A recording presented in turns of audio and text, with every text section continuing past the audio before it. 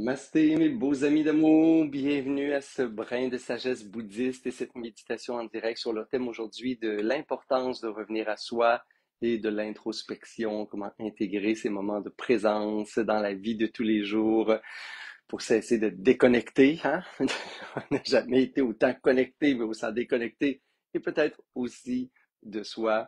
Alors, prenez le temps de vous connecter pour ceux qui sont en direct. Pour ceux qui ne me connaissaient pas, mon nom est Martin Bilodeau. Je vous mets plein de liens dans la vidéo pour me connaître, regarder nos événements, ce qu'on fait ici au Québec, au Mexique, partout dans le monde. Alors voilà, bienvenue Carl, bon matin. Je me dis toujours des dimanches ensoleillés comme ça. Va-t-il y avoir des gens en direct avec moi? Alors, heureux de voir que vous êtes là. Coucou Sylvie Pesan, qui est toujours là aussi. Allô Manon, bon matin à toi. Comment allez-vous en ce bel automne? Mon Dieu, je peux te dire ce beau printemps, comme quoi j'arrive du Mexique et je suis un peu déphasé.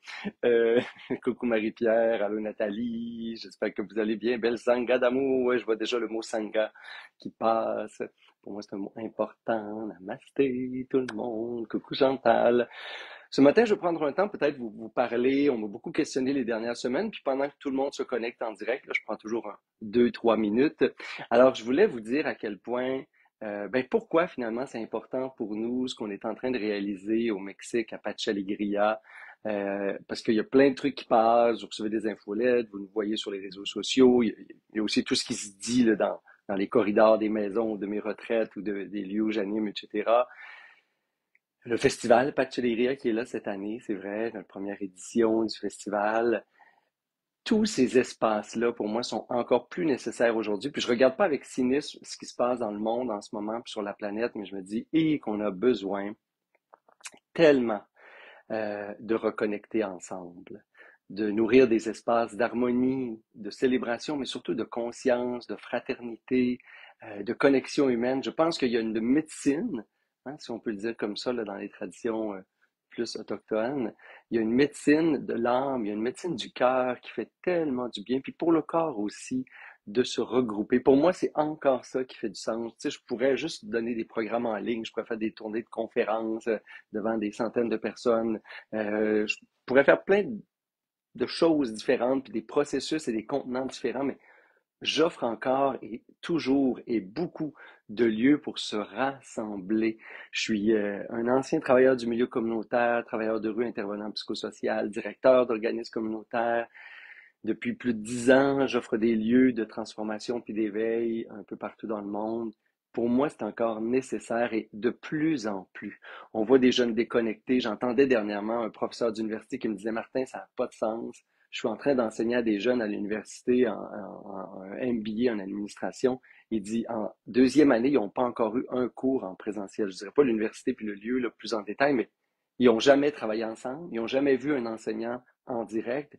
Ils n'ont jamais fait de travail d'équipe. Ils sont chez eux depuis 2 ans. Puis ils trouvent ça cool d'être en pyjama puis de pas voir personne. Un autre exemple, une de mes amies disait, mon fils, il était pas capable de parler aux gens. Il était plus capable. Puis il s'est trouvé une job, puis il a été obligé d'avoir une job en service clientèle. Puis il dit, il arrivait, il en pleurait les premières semaines. Puis depuis des mois là, qu'il fait cette job-là, puis maintenant, il est tellement heureux parce que il dit, enfin, je réussis à parler aux gens. À imaginer comment il y a une espèce de sécheresse, de vide relationnel, social en ce moment. Il l'avait déjà avant, dans le sens qu'on est toujours dans un monde individualiste depuis 50, 100 ans et un peu plus, mais je pense qu'on atteint un paroxysme de déconnexion au niveau du climat social, de la chaleur humaine. Ça parle aussi des relations, du conflit, de l'isolement en ce moment, puis de l'exclusion, de ce qui se vit au niveau géopolitique aussi. Donc, pour moi, ces lieux-là sont des lieux presque rebelles, en ce sens que se regrouper encore ensemble dans un village au Mexique, avec des Mexicains, des expats, tout le monde ensemble, la nature, la vie, la liberté d'être, créer des espaces communs où on partage des repas, du quotidien, de la fatigue, de l'excitement, des méditations. Vous allez rencontrer des chamans, des communautés indigènes de Rikili qui viennent faire des rites de peyote avec nous pour notre festival, entre autres. Ces lieux-là de vivre ensemble, pour moi, offrent quelque chose qui est primordial, hein, qui remet de l'âme, j'ai l'impression, dans nos relations, mais aussi dans notre humanité, puis qui est en train de se perdre. Hein, le sens du commun, l'affection, l'amour, le miroir qui est l'autre dans tout ce que je vis, ça, là, c'est tellement riche, c'est tellement nourrissant. Alors, même si ça vous fait peur, même si vous vous dites, My God, moi, ces lieux-là, Martin, je le sais que dans le monde actuel, se regrouper, se rassembler, mais je m'obstine à créer presque que des lieux de groupes, de rassemblement, de petites tribus, communautés éphémères, parce que pour moi, il y a là la réponse au mal-être de la vie du quotidien et de nos sociétés. Alors voilà, c'est mon petite explication pour vous dire à quel point c'est encore important pour moi, puis c'est pas passé date des festivals de spiritualité puis de mieux-être, puis c'est encore beaucoup plus important aujourd'hui de voyager autrement, de se ressourcer autrement, d'aller au Mexique, puis pas juste dans le Mexique américain, là, les États-Unis et Tulum, Playa del Carmen, Cancun, là, qui est juste à peu près des propriétaires américains qui ont même construit les villes. Encourager des gens locaux, encourager des choses qui ont du sens, encourager des espaces qui sont porteurs pour vous d'humanité, puis de sens, puis de bien commun. Chez nous, ailleurs, mais il faut apprendre à vivre, voyager, se regrouper autrement, en tout cas, et sortir de nos habitudes. Peut-être que c'est là où ça nous fait du bien. Aujourd'hui, justement, se reconnecte à soi dans cette urgence, je dirais, du retour à soi. J'ai fait ce thème-là parce que c'était l'automne. C'est pas l'automne, pas en tout, il fait 30 degrés aujourd'hui. Ben, statistiquement, c'est l'automne, là, chronologiquement, ça l'est, mais on n'est pas à l'automne, là, je le sais. Mais en tout cas, préparez-vous d'avance. Un jour, on va revenir dans notre grotte. Retour à soi, introspection, c'est le propre de la méditation en tant que telle. Alors, la méditation comme un espace où on retourne vers soi, on se reconnecte à soi. Et aussi, on prend un moment comme d'arrêt, de témoin sur la vie. Alors, c'est les deux espaces dans lesquels je vous invite à vous connecter, à être en présence. Premièrement, l'importance de revenir à soi, parce que dans la vie de tous les jours, bien, c'est sûr qu'on joue des rôles, on a des masques, on a des fonctions, on est en interréaction, je dirais pas relation, mais interréaction à l'environnement, aux facteurs extérieurs, comme on dit dans le bouddhisme. Et la seule façon de savoir qui on est, qu'est-ce qui nous habite, qu'est-ce qui est là vraiment, ben, c'est de fermer l'espace d'interconnexion avec l'agitation extérieure et revenir à soi dans un mode un peu plus accueil, présence, observation neutre et bienveillante. Qu'est-ce qui est là dans moi? Et ultimement, on ouvre le même regard sur la vie, mais sur ma vie. Souvent, on est aussi en réaction avec les événements, les expériences, l'autre. On veut, c'est je, hein, l'ego, je veux quelque chose. Puis là, si on fait juste comme se contenter pendant un petit moment, le contentement, d'être là avec soi et après ça, d'être là avec la vie. Qu'est-ce qui est là dans ma vie en ce moment? Qu'est-ce qui se passe dans ma vie? Où j'en suis dans ma vie? Sans réagir, sans commenter, même sans trop d'analyse, juste être là. Ce moment où on prend un petit peu plus de la distance, la vue de l'aigle sur ce qui est notre monde intérieur et sur notre monde, notre petite existence. Alors, c'est ce moment-là, je voulais qu'on s'offre aujourd'hui. Il y a des semaines où il y a plus d'analyse, hein, où il y a plus d'enseignement analytique. Aujourd'hui, c'est une méditation plus placée, plus douce, euh, dans le regard du témoin intérieur. Alors voilà, mes beaux amis, merci de méditer avec moi et c'est une belle pratique à faire, bien entendu. On fait ça une fois par semaine ensemble. Mon souhait, c'est que vous gardiez la même pratique, hein, dans votre quotidien. Adadam! Alors, vous pouvez danser déjà, prendre une posture pour la méditation. Je vais devoir aider ma voix. Alors, prenez quelques belles respirations profondes. On peut déposer l'attention sur le corps en premier, l'immobilité. Alors, la méditation commence proprement dite. Prenez une posture qui est bonne pour vous.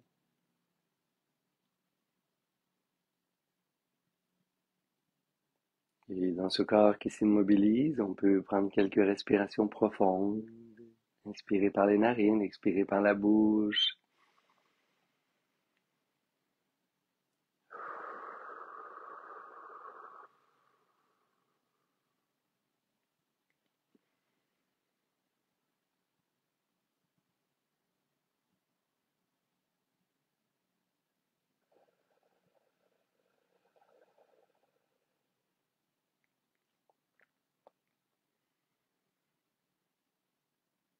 Et après deux ou trois respirations libératrices, on peut amener la conscience dans ce premier temps sur le corps.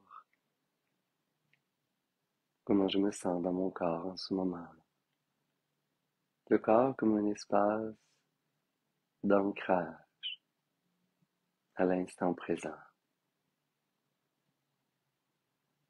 Le corps, les sensations, ces vibrations qui sont toujours que dans l'instant.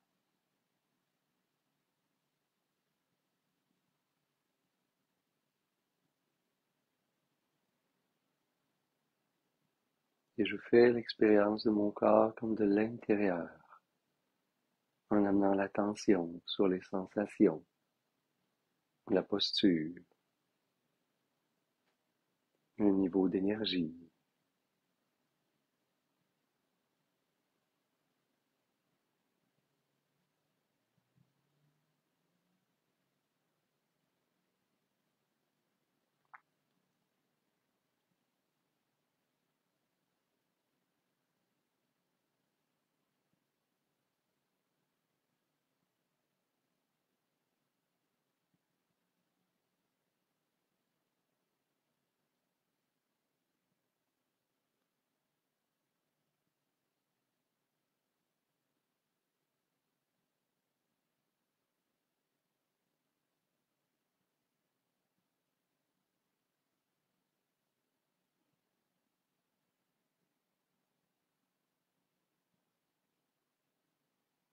Et à chaque fois que mon esprit est distrait, que je me perds dans des pensées, je reviens au souffle et j'ancre ma présence juste là.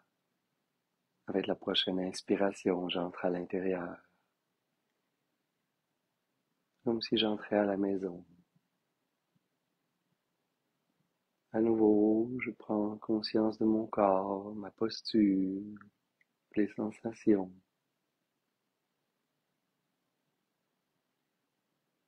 Quand j'habite mon corps de conscience, je peux focaliser l'attention davantage sur le souffle, tout en laissant le souffle libre, profond, détendu.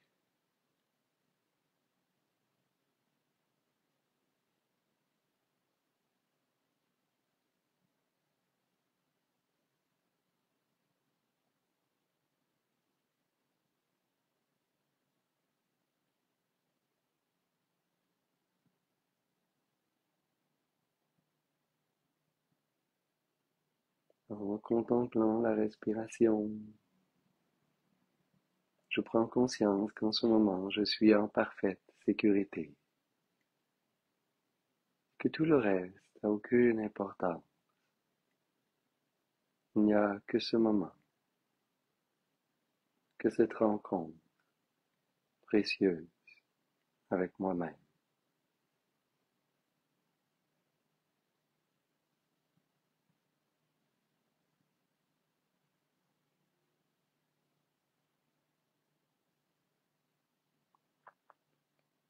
Et je me laisse librement être dans l'instant. Qu'est-ce que être?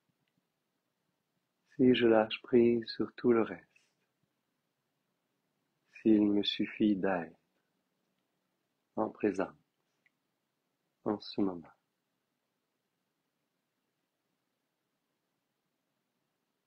Comment j'ai fait l'expérience de la présence?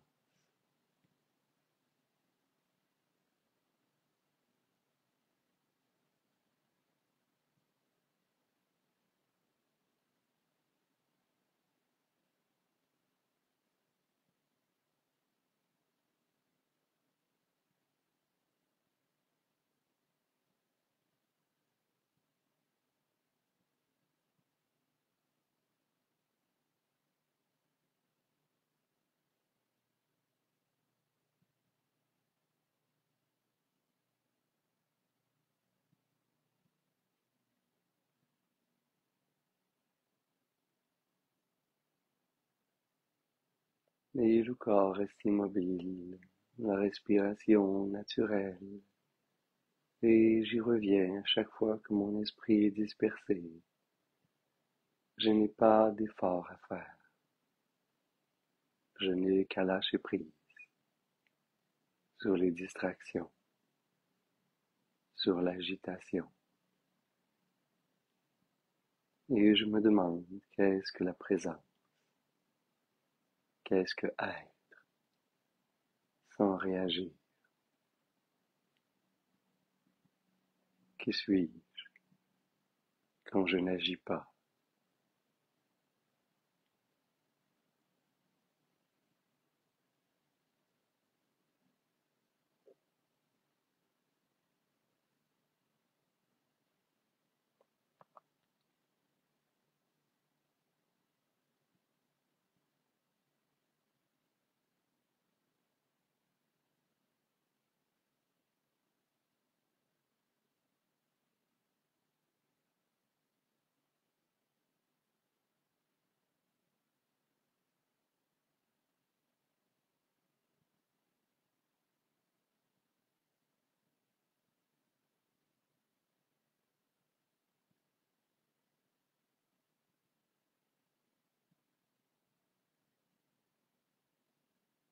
Et je laisse passer, je suis témoin de tout ce qui est là comme sensation, comme pensée,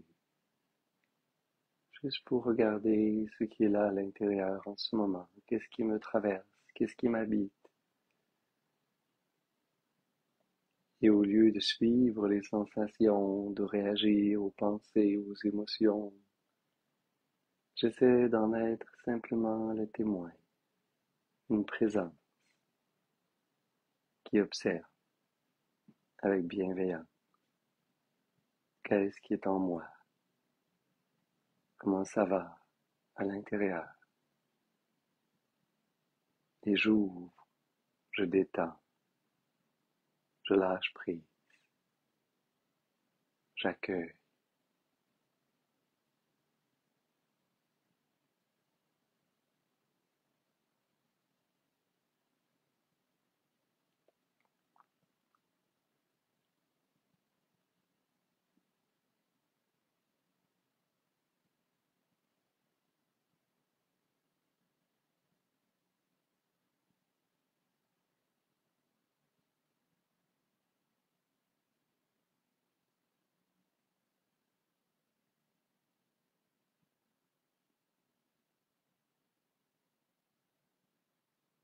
Et en m'observant, je rencontre qui suis-je dans l'instant, en ce moment dans ma vie.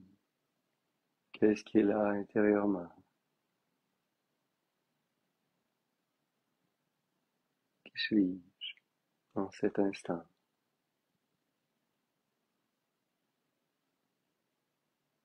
dans ce moment de ma vie?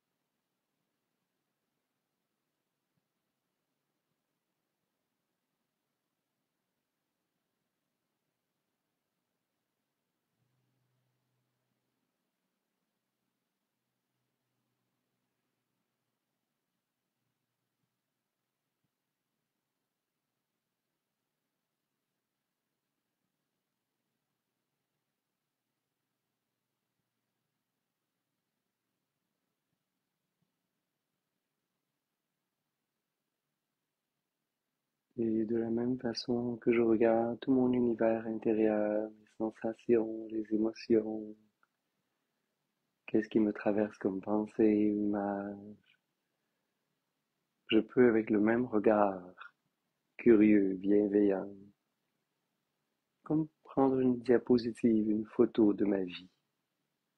Si je pouvais prendre un peu de distance, et en ce moment, comme au centre du monde, regarder ma vie, sans commentaire, sans jugement, sans besoin d'analyser, juste regarder à quoi ressemble ma vie en ce moment.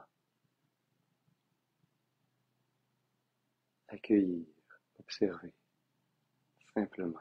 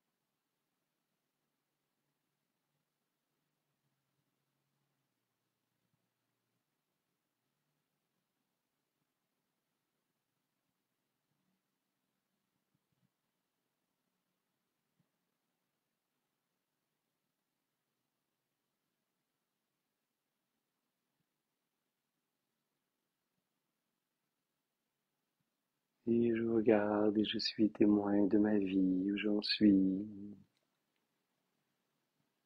Qu'est-ce qui se vit autour de moi, dans mes relations, mon quotidien, les choix, dans le mouvement des événements qui m'entourent. J'en suis un témoin. Avec curiosité, j'essaie comme de percer un film et de regarder tous les aspects de ma vie comme un témoin. Qu'est-ce qu'il en est de mon existence en ce moment? Comment je me vis dans le monde?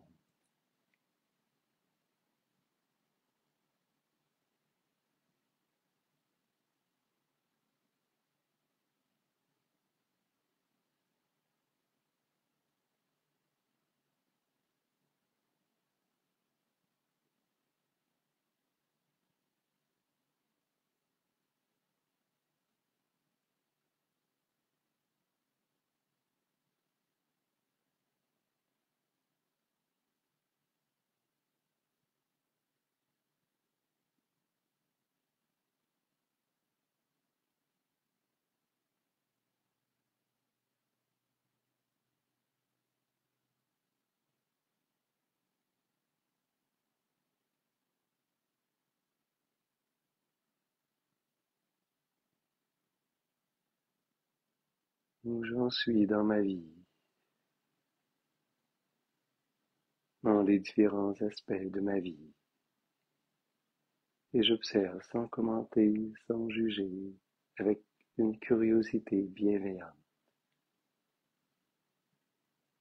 Quoi ressemble ma vie en ce moment?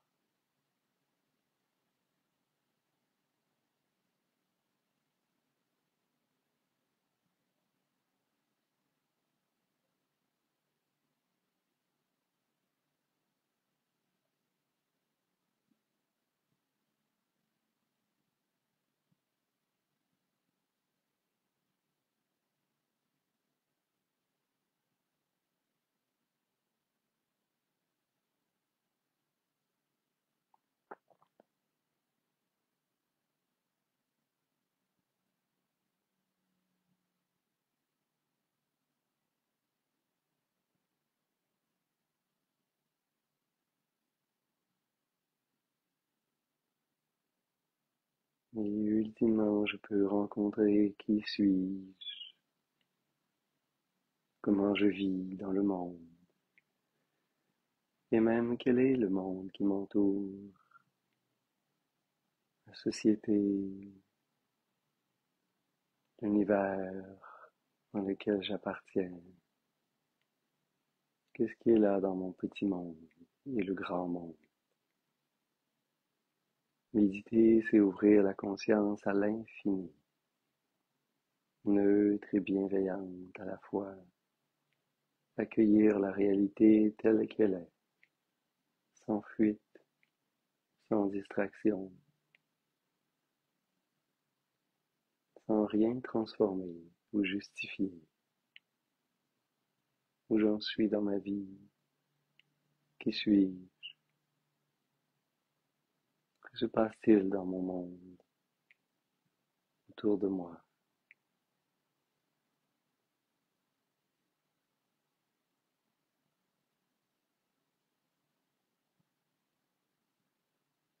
Et je regarde tout ceci de façon globale, intégrée. Il n'y a rien qui sépare le monde intérieur, ce que je fais de ma vie, le monde qui m'entoure, un grand système ensemble, un petit univers intérieur, ma vie comme mon petit royaume et le monde ensemble.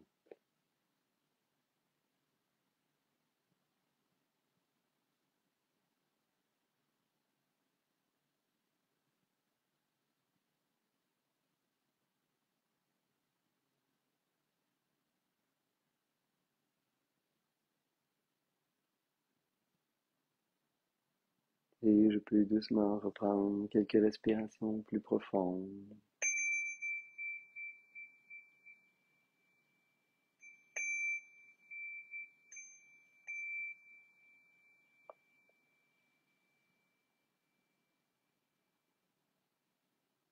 Et je pourrais revenir à chaque fois que je me perds dans des discours, des justifications, des analyses, des distractions, tout ce qui me coupe de ma réalité intérieure, de la réalité de ma vie, ou la réalité de la société et du monde qui m'entoure.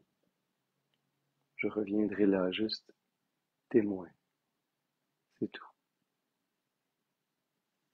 Je peux frotter légèrement les mains ensemble,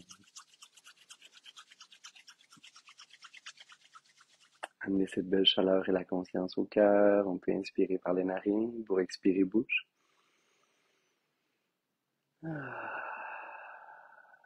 Amener un léger sourire sur les lèvres.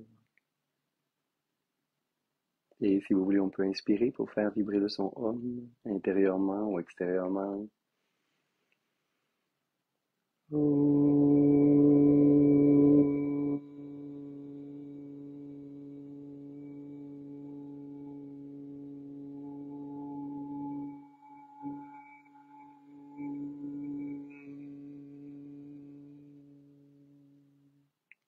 Namasté. Namasté, ma belle sangha d'amour.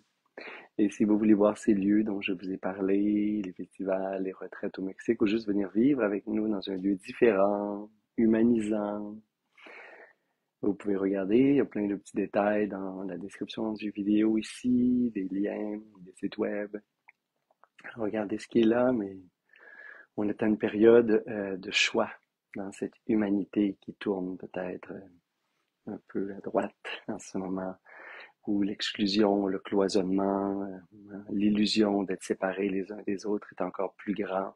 Je pense que le temps, l'énergie, la parole, les pensées, l'argent, tout ce qu'on peut mettre dans le monde doit être porteur de sens. Il faudra faire attention à ce qu'on nourrit dans ce monde en ce moment, encore plus dans les années à venir. Les conflits grouillent de partout, la déshumanisation grouille de partout. Et l'individualisme, pour moi, ça a probablement ses limites. Moi, je. Mais qu'est-ce qui se passe dans le reste de la planète? Alors voilà, je vous aime fort. Faites attention à vous, prenez soin de vous, prenez soin des autres, prenez soin. À la semaine prochaine. Namaste.